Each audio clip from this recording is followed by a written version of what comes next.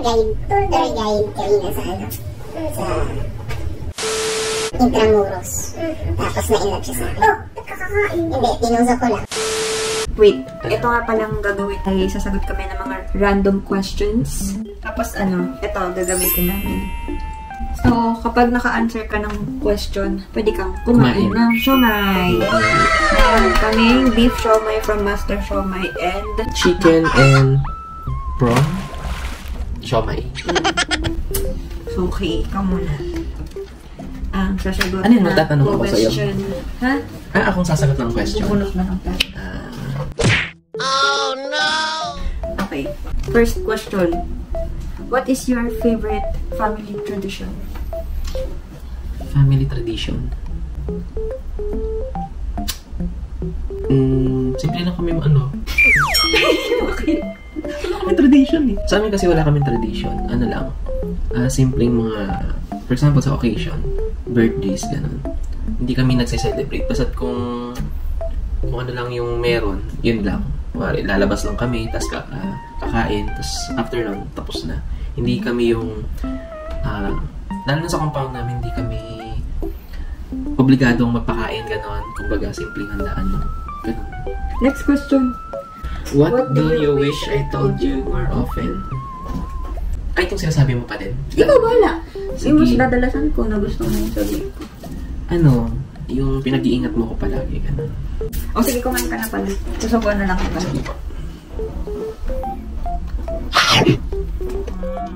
How did you try to impress me in the beginning of our relationship? Kinakantahan kita? No? Ayun, kasi relationship kahit friend. Pwede rin naman. Pwede rin naman tayo friends eh.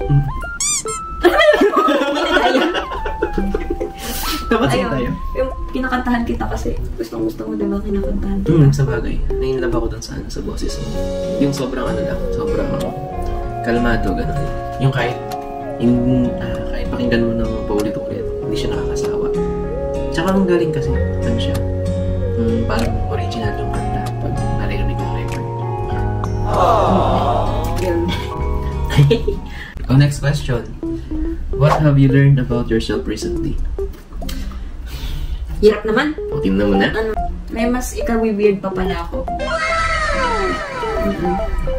Sobrang weird ka pala talaga. Dahil ako nasa same vibe. Oo. Parang mas na-express mo yung sarili mo. Oo, yan. Okay ka na. Susuban dito.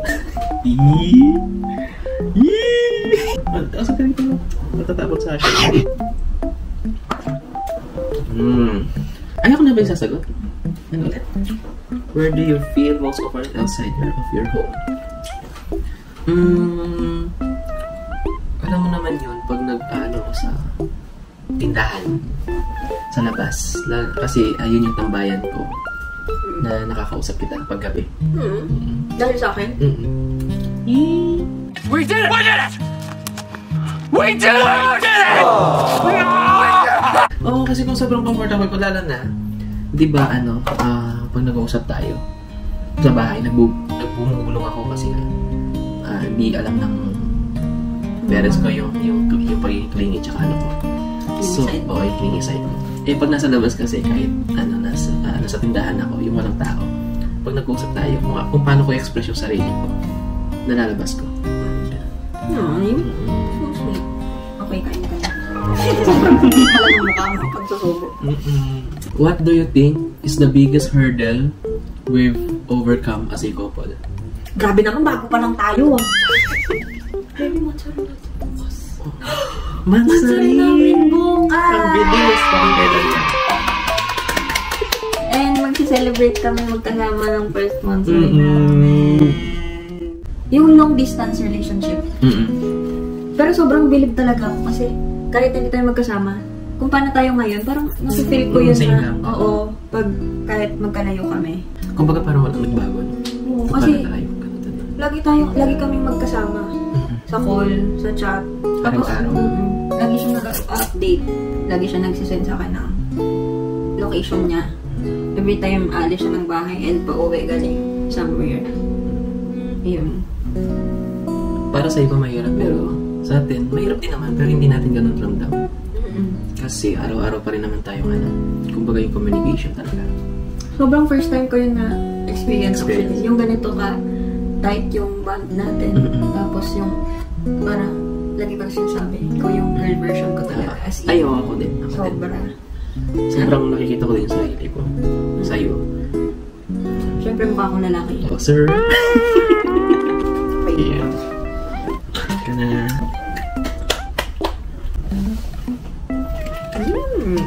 Mahirap. Hindi, gusto ko na question. Ito. Umusog ka, dito ka pa din. Oh. Meron ka muna yung tubig.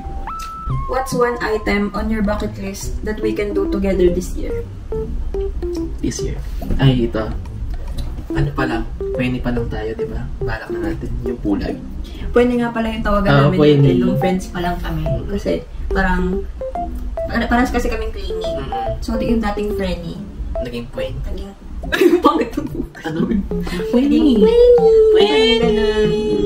kasi kahit ang friends lang kami. Kaya mabilis kami naging comfortable sa isa't isa. Wala talagang bago. Parang best friends pa rin kami ngayon. Oo. Tapos nung time na yun, excuse me. Tapos nung time na yun, doon tayo parang nagkaroon din ng similarities doon sa pag-akit-akit nga ng bundok, gano'n. Gusto natin umakit ng bundok. So, napagplanuhan natin dati yung pagpunta nga sa Pulag. So, ayun. Ngayon matutuloy na siya this year. Yay! Nakabook na kami this May 20. Yes. Bye. This May. This May. Ganda nga ng tanong. Hindi ka malang. Sanay na siya. Sanay na. Kasi minsan ganyan din ako sa bahay. Ako din naman. Sa bahay. Ako mag-isa. Sino nakikinig? Ang lungkot mo na. Kasi din ka naman. What's one of the best times you've had on vacation? Siyempre kapag kasama ko yung mga taong talagang kaya kong ilabas kung sino ako. Yung hindi ako super introvert, hindi ako super tahimik. Kasi kapag sobrang comfortable ko, diba, sobrang daldal ko. So kahit saan ko yan. Kahit dyan lang sa tindahan, gano'n. As long as comfortable ako sa kasama ko. Generalized naman, pero siyempre pag kasama mo yung loved ones mo, diba? Yun. Tsaka mas gusto ko yung sagot mo yan, hindi yung sa akin lang. Kasi, di ba, nakasama mo nga yung mga friends mo last year, yung kambal mo. Ayun. Kumbaga outside of our relationship, meron pa akong iba. Meron pang iba. What's the bravest thing you've ever done? Di ba sobrang close natin dati? As Pwenny. Kumbaga, ako kasi, takot akong iwanan ng sobrang malapit na tao sa akin. Kaya, nung time na yun, di ba nagkakagusto na ako sa'yo? Kumbaga, siguro sinunod ko na lang yung sa heart ko, gano'n, na i-pursue ka, sabihin sa'yo yung feelings ko, gano'n, tapos kasi umamin ako na crush ko siya, gusto ko siyang i-pursue, gano'n. Siguro yun, parang niris ko kasi na baka pag sinabi ko yung bagay na yun, bigla siyang lumayo sa akin, mawala yung friendship na meron kami. Yun. Okay. Tama naman, di ba?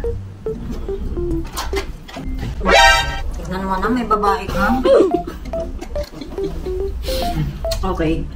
Napupulikat ako. Commercial muna.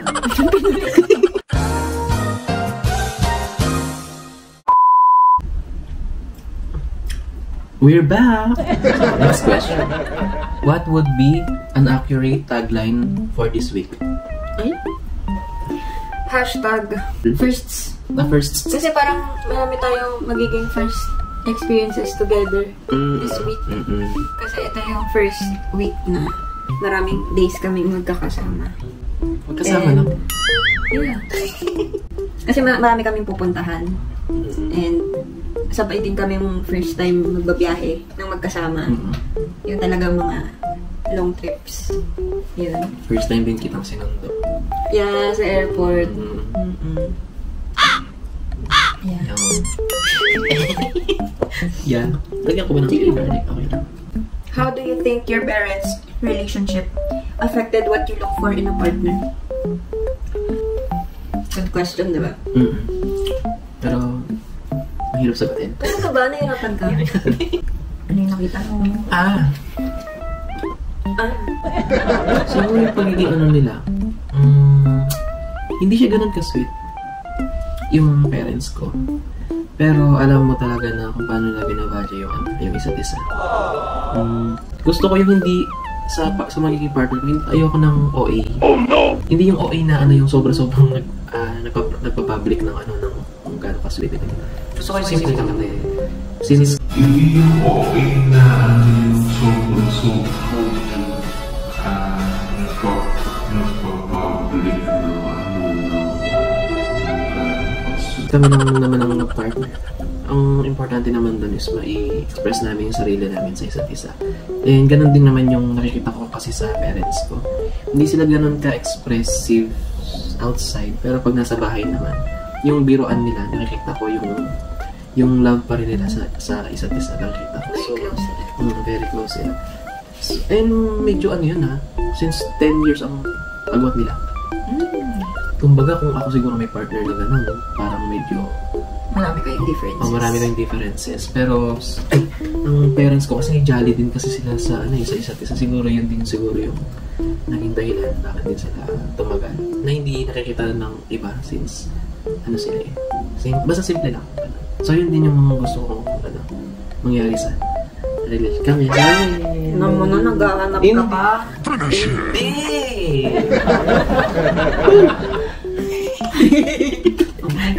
Hirap sumagot.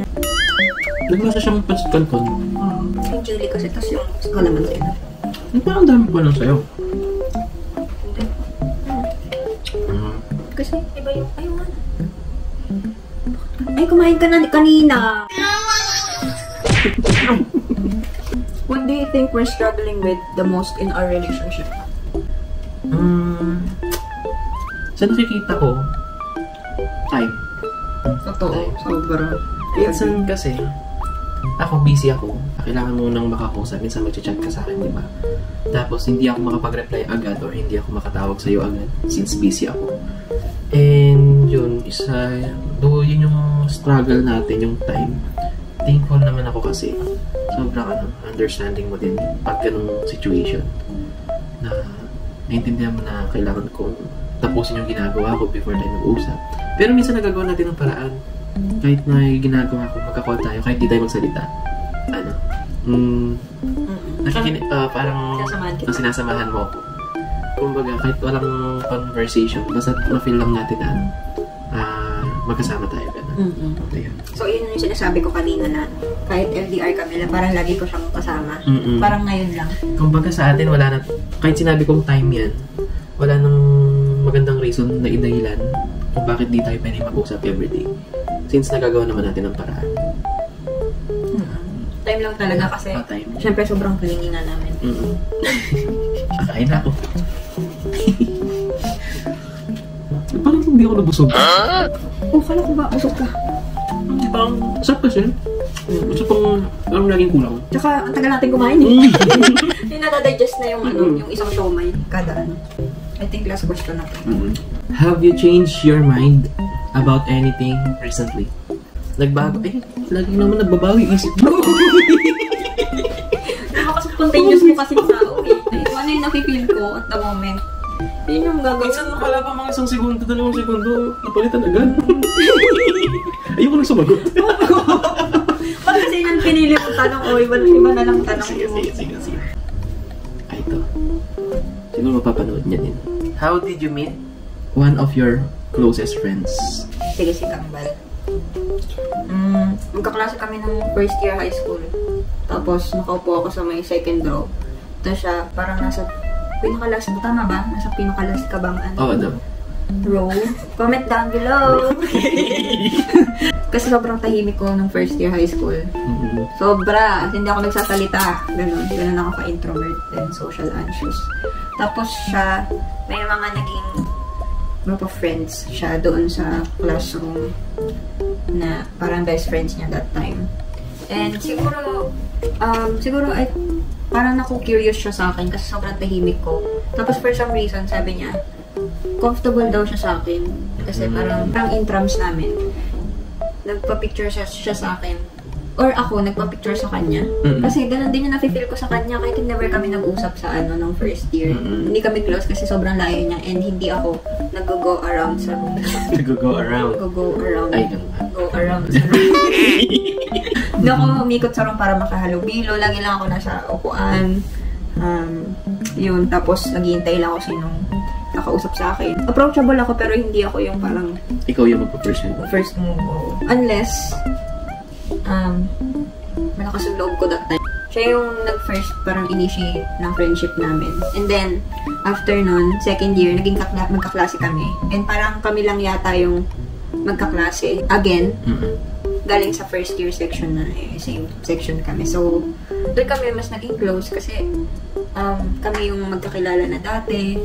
So, from second year, doon kami nag-start talaga maging best friends. Ilang taon na kasi kayo? So, from 2010, 15? 2010, tas 2025 na ngayon. 15 years. na din.